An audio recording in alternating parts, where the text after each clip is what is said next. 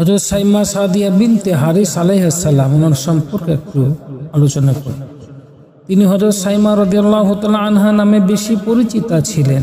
তিনি ছিলেন হারিস ইবনে আব্দুল উজ্জা ইবনে রিফা আর কন্যা এবং হুজুর পাক সাল্লাল্লাহু আলাইহি সাল্লাম ওনার দুধ বোন।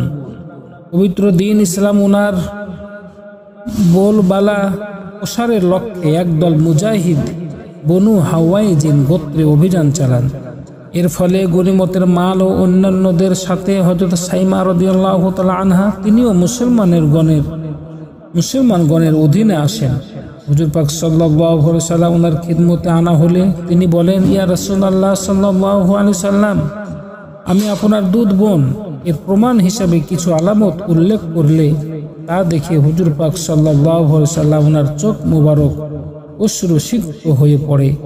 তিনি চাদর মোবারক বিছিয়ে ওনাকে বসতে দেন। এরপর তিনি ওনাকে বললেন যে আপনি আমার কাছে থাকতে চাইলে ইজ্জত সম্মানের সাথে রাখা হবে, আর আপন কবিলায় ফিরে যেতে চাইলে সেখানেও সসম্মানে পৌঁছে দেওয়া হবে। সাইমা রাদিয়াল্লাহু তাআলা আনহা আপন কবিলায় ফিরে যাওয়া পছন্দ করেন এবং তখনই দিন ইসলাম গ্রহণ করেন। হুজুর পাক সাল্লাল্লাহু আলাইহি সাল্লাম তিনি ওনাকে 3টি গোলাম বাঁধি কিছু অর্থ এবং বকরি উপহার দেন। সুবহানাল্লাহ।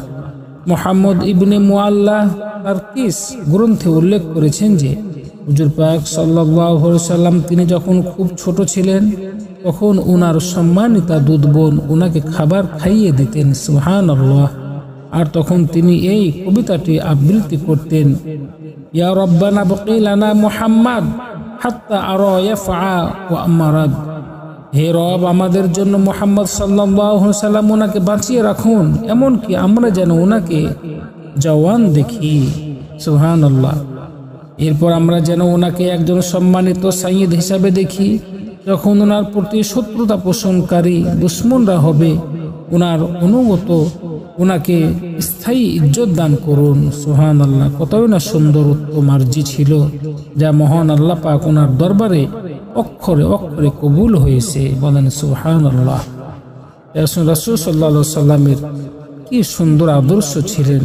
আমরা চেষ্টা করে আমরা উম্মত হিসাবে আল্লাহ রাসূল আদর্শ মোতাবেকই আমরা মানুষকে ভালোবাসি, মানুষকে সাহায্য করি।